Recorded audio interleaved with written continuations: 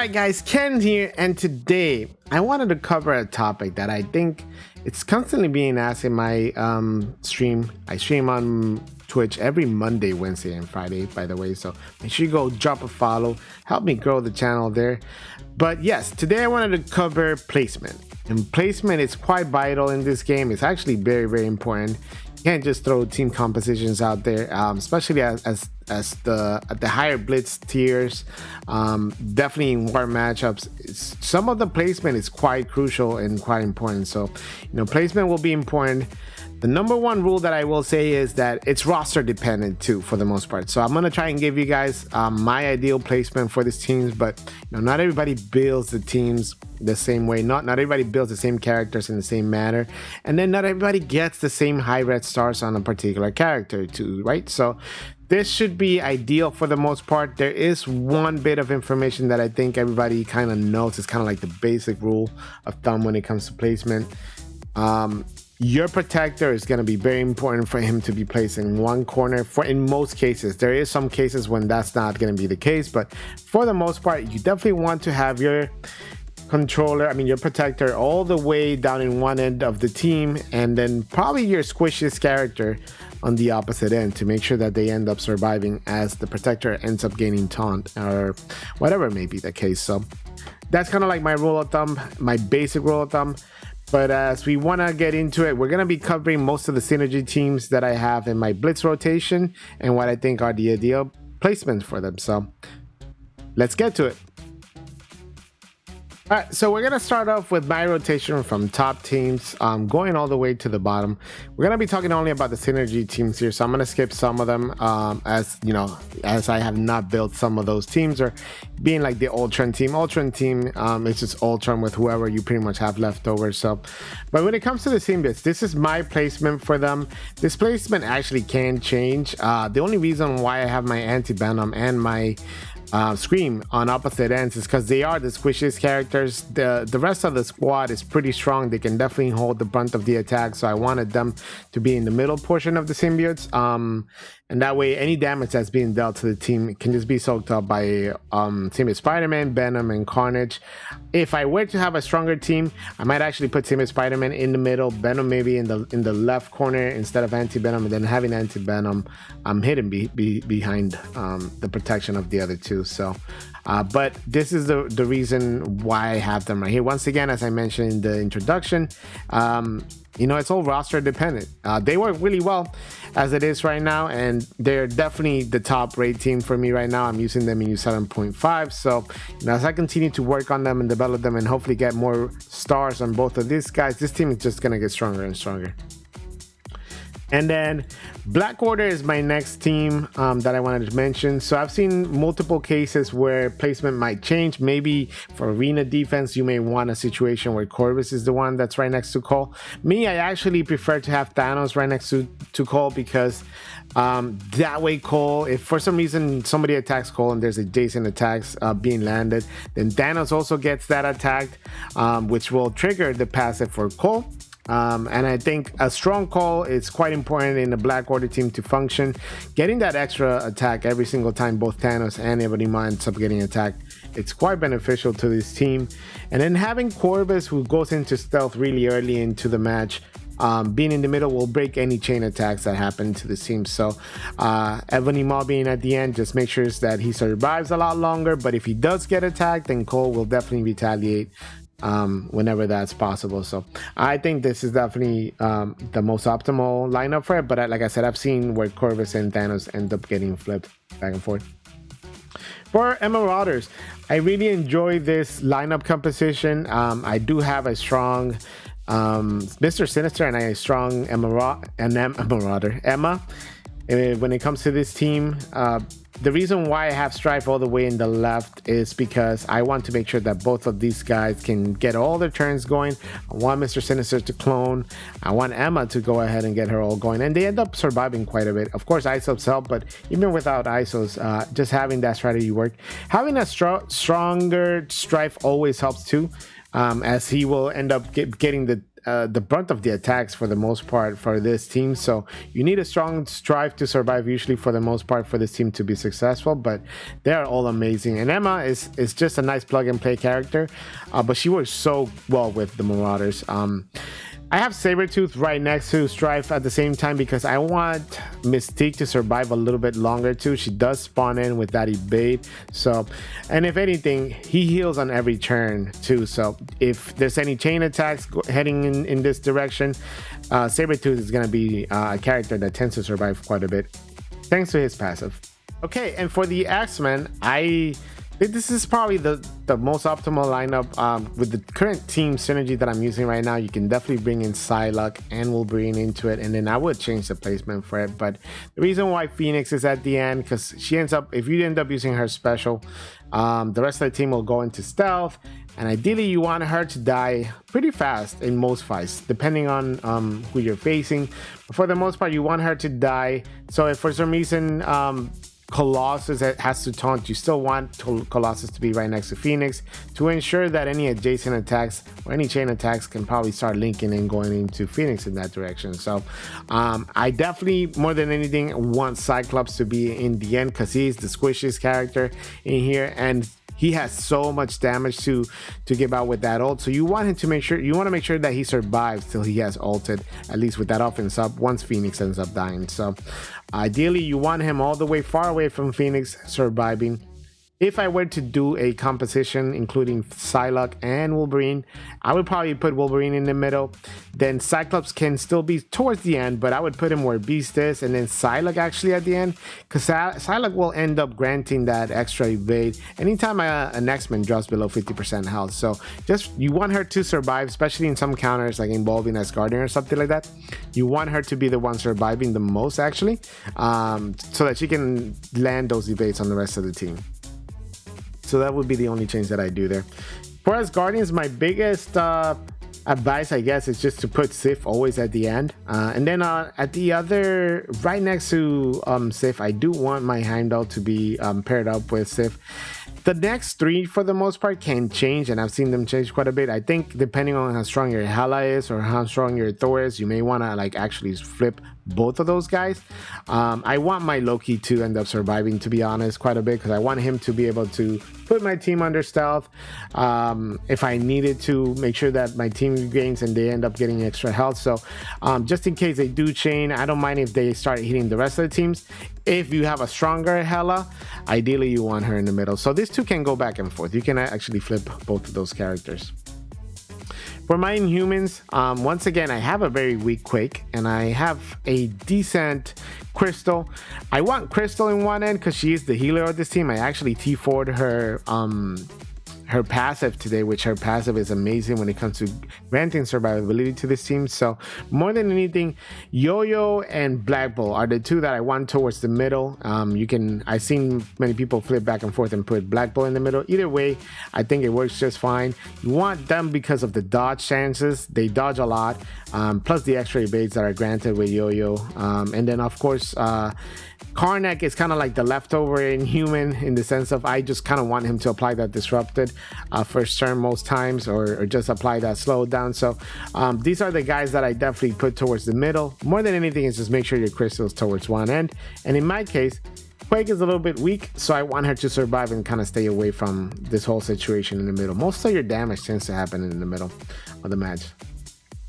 So I don't actually have Guardians for my Blitz team, but I have Technerva, and I think this team works just fine. However, the only thing that I would change is if I were running a full Guardians team where Groot is, I would definitely be putting my Drax, and then when Minerva is, I would be actually bringing my Groot over. And then in the middle, I would either put either Gamora or Mantis, depending on which one of those Guardians you have in the middle, and that would be the one that I would end up placing in there. For your defenders, once again, Luke is your protector. You kind of want him as far away from the squishiest characters.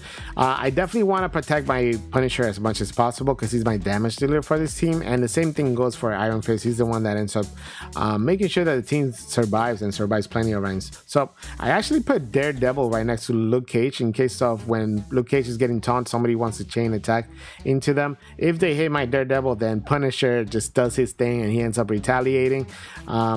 I've seen different placements, but I think this is definitely the most optimal lineup. And with this team lineup, you can definitely punch up easily 100k into another defender team. For my Fantastic Four, this is why I said placement can change. And even though IW is such a good protector, I actually enjoy her in the middle just because she retaliates when you hit her or hit any other Fantastic Four that has barriers. So I want her right in the right center and middle of the team to make sure that she's putting everybody under barrier, putting everybody under stealth, and she's the one taking all the hits. And she ends up retaliating quite a bit. So Human Torch in one end will also help. Definitely opposite of Thing. He is the squishiest guy, and it seems like DAI has this crazy magnet to attack Human Torch as much as possible. So, you know, I highly recommend you put him in an end, but even then, he might end up going down ASAP if you haven't worked on your Human Torch. One of the most important characters to build up in this Fantastic Four team. For Supernatural, I think in the middle, you can get away with just putting whatever you want. But more than anything, I think it's crucial that you keep your Doctor Strange as far away as possible from your Ghost Rider. These are your two main stays in Supernatural right now. I need to work actually on my Doctor Strange because he is a vital piece of this team. If he goes down, everything falls apart for Supernatural. He's the only one that can revive them. So ideally, you want a strong Doctor Strange. You definitely want a stronger Ghost Rider since he's the damage dealer. Same thing can be said about Miss Thing in the middle as well. So more than anything though, I think as long as you have those two opposite of each other, Elsa will still end up putting in tons of damage in the middle, so it should be fine. For my Young Avengers, and yes, I run a Young Avengers with Captain Marvel. You can definitely put other plug and play characters here until we have any other Young Avengers. But the reason behind this setup is because, well, first, Miss Marvel will taunt, and then Captain Marvel just does a lot of self-healing. So if for some reason, while she's taunting, they want to chain attack, they're only going to be hitting my Captain Marvel because more than likely Spider Miles is going to be under stealth as well. So he can stop any chain attacks from happening. So ideally I want these two guys to be the ones taking the brunt of the damage, and then I'm trying to protect both my Squirrel Girl and my America Chavez from not dying, since they do a lot of work for this Young Avengers team. If this was a hero brawler team, I would still run kind of very similar setup. And if you don't have Squirrel Girl in the game, then you can definitely try and plug in a character like Psylocke if you already have Beast, or you can bring in Gamora if you don't run a full Guardians team. So definitely different options that you can do in here. Same thing for a Spider-Man. They'll work well in a hero brawler team. And then for your X-Force, I think the main thing for X-Force is that your damage dealer in the middle, Deadpool, you want him dead in center, and you want him somewhat far away from your Domino, because you want the enemy to attack Deadpool, and you want Deadpool to just continue to revive as much as possible. Make sure that the rest of the team kind of survives. I've seen other compositions where X-23 will go in the corner, and you want your X-23 to survive, so I get that part. And then putting Negasonic, the tank of the team, in the middle can also help this team out. But this team works really well for me right now. More than anything, I think it's just not placing your Deadpool and your Domino together. And I think X-Force just works wonders. We're going to skip Ultron because, like I said, Ultron is just his own team. Anybody that you put in this team does really well. But Drax actually ends up giving him extra turns for him to land his bot. To call his bots, and the same thing can be said about Hand Sentry. So that's all I gotta say about this team. So for Brotherhood 2.0, I enjoy Juggy and Blob at the end, and you can probably change those two, but I really think that you benefit a lot more from having Jug at the end than Blob over here right in the middle, protecting Toad as well. And then it's up to you who you want, Magneto or Pyro at the end, but I think Pyro is the squishiest character here, and kind of like the most important character for this Brotherhood 2.0 to work really well, because you want him to be able to flip those buffs into debuffs and get some bleeds instead. You want to apply those disrupted. So if you lose your Pyro really early, it's going to be hell for you with this Brotherhood 2.0 team. So that's my favorite team setup for them. Sinister Six can definitely change as well. You might see sometimes that it's better for you to put Rhino in the middle, but I really like Rhino at the end, especially for blitzing. And I'd like Doc Ock actually right next to it, because I don't know if you guys know this about Doc Ock, but he ends up putting every turn deflex on those adjacent teams, especially for War. That's going to be kind of crucial. So you want him protecting Rhino if he's going to be taunting, so he survives a lot longer for the team to do their thing. And then Electro is a squishy character, but very important part of this team. So I think just being right next to Doc Ock really makes a difference for her to get her ult off as well and get her special off as well. So and then for me, my squishiest character is Mysterio here, and Mysterio is definitely gonna be needing to be far away from Rhino for that same reason. I want him to do the heal block, I want him to do so many things, so he's actually the last person that I want to die for this particular team. Okay, and so for Mercs, this is actually not the same lineup or the placement that I use for my ward defense team, but 3 of them are a part of my ward defense. I end up using Taskmaster, Merc Lieutenant, and Riot Guard, but the placement changes. I will put Taskmaster at the end. I end up putting Merc Riot Guard here in the middle, because Merc Riot Guard, anytime the enemy takes a turn, you apply up to 4 deflex on the adjacent allies, so you want to protect your Taskmaster and your Merc Lieutenant as much as possible. So Merc Lieutenant will actually go in the middle. Merc Lieutenant is also very good to be adjacent to Merc Riot Guard, because anytime an adjacent enemy ends up getting attacked, meaning that if Merc Riot Guard goes into taunt, you will also help heal the most injured Merc ally as well every time that happens. So something to keep in mind for them. They are still to this day a very strong war defense team, but placement will matter. I've seen sometimes in war where they put a Merc Riot Guard at the end, and they're definitely not benefiting from adding survivability to those 2 key important characters. So I would definitely try to keep those 3 together. The other 2 are of your choice as to what you want to do with them. When it comes to aim, there's definitely other aim characters. I run an aim team with Monstrosity, but you know, you can definitely do an aim researcher here as well. And I wouldn't necessarily change anything other than the middle piece. Once again, I think it's important for your Scientist Supreme to be as far as away from aim security, as aim security will taunt. So you can definitely make sure your Scientist Supreme survives a lot better as long as you're keeping them far away. Sometimes I will move my Graviton, but Assaulter is one of the highest damage dealers in the game, base stats wise, and he's definitely very important for his survival on this team. So both of these guys are quite important. Graviton can definitely be switched between both of those 2 if you needed to, but either way, the ones that really, like I said, changed in the middle is Monstrosity. So more than anything on this team, it's just having security in one end and Scientist Supreme on the other end. Wakandans are not really being used too much. I still use them in Blitz, and they still win for the most part.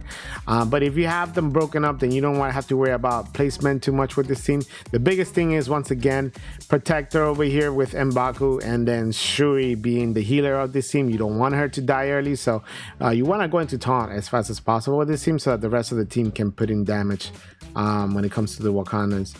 So for this team composition, Hydra 2.0, I am using Mantis here, but you can actually do other plug and play characters in there. Camping works well sometimes with this team as well. So, but one thing I do enjoy about this team composition is right now it's based on what I have as my strongest character surviving here at the end. And then yes, Crossbones will heal a little bit when he taunts. I wanted to protect my Grenadier, if I wanted to protect my Winter Soldier, then I definitely want to taunt with him at some point. He ends up doing ult first turn with the team pretty often, pretty much every time. So no need for you guys to worry about crazy placement on this team. More than anything, I just want to make sure my Hydra Grenadier survives at the end. But you can definitely put Baron Zemo in the middle if you wanted to, or you can put Winter Soldier here in the middle. I think these 2 are quite interchangeable right now. I don't really have a favorite placement except for just putting Crossbones at the end. You know, the only thing I would say about that team. Once again, Protector at the end with Shield. I do have Nick Fury right in the middle, and I have my Shield Medic far away from my Agent Coulson, but at the same time, you can definitely get away with putting your Soldier here instead, if you wanted to, because if he ends up taunting, then your Merc, your Shield Medic and your Agent Coulson are far as away from this as possible. So either way, more than anything is just having your shield security in one corner. The rest of the team can kind of change in composition. This is not a team. And then going to power armor, my two squishes characters are in the end. Once again, Ironheart is still new to the game. I have not worked on my power armor, as you guys can see by the power level. War Machine being in the middle. More than anything, I just want to make sure that both of these guys are at the end. And then these guys can definitely, at the most, take the brunt of the damage. Falcon is okay to survive. You need him to survive, but he ends up doing that speed rewind as well with his special. And you want to do that nice and early. So more than anything, I just want to squish his characters in the end for them.